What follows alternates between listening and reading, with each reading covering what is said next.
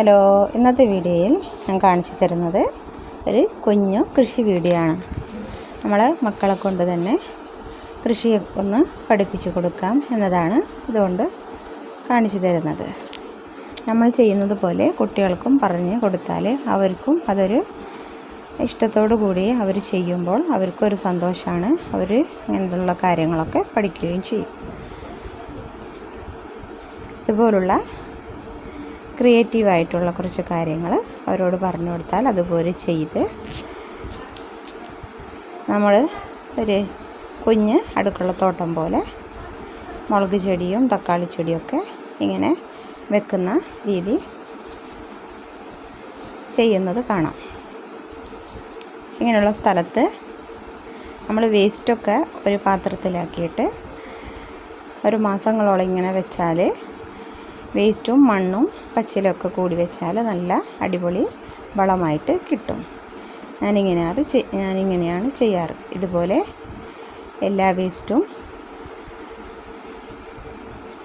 ഒരു ബക്കറ്റിലേക്ക് മാറ്റിയിട്ട് പഴത്തൊലിയും പച്ചക്കറി തൊലിയും അതൊക്കെ ഇങ്ങനെ മാറ്റിയിട്ട് ബക്കറ്റിലിട്ട് വെച്ചാൽ നമുക്ക് നല്ല പച്ചക്കറി വളമായിട്ട് എടുക്കാൻ പറ്റും.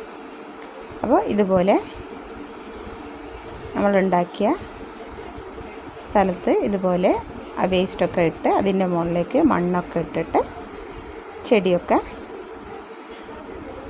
പാത്രത്തിലുണ്ടായിന് ചെടിയൊക്കെ എടുത്തിട്ട് ഇതുപോലെ കുട്ടികൾക്ക് നടുന്ന രീതിയും ഒക്കെ കാണിച്ചു കൊടുക്കുകയാണെങ്കിൽ ഓരും ഭാവിയിൽ അതൊക്കെ ചെയ്ത് പഠിക്കുകയും അവർക്കും കൃഷിയോടൊരു താല്പര്യമുണ്ടാവുകയും ചെയ്യും.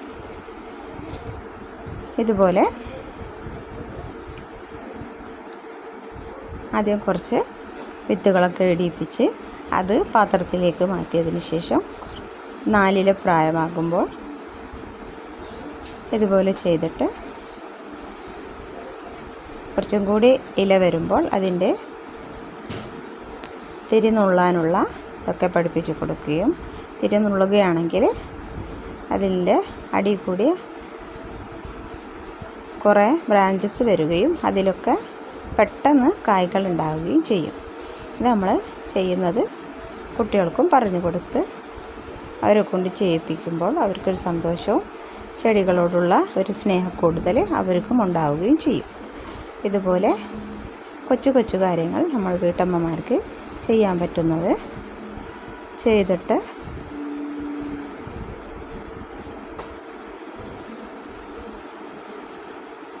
ഇതുപോലെ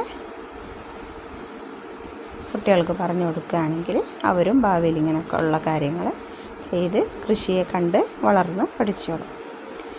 എൻ്റെ ഇന്നത്തെ കൊച്ചു വീഡിയോ ഇഷ്ടമായെങ്കിൽ ലൈക്ക് ചെയ്യാനും ഷെയർ ചെയ്യാനും സബ്സ്ക്രൈബ് ചെയ്യാനും മറക്കല്ലേ. എല്ലാവർക്കും താങ്ക് യു.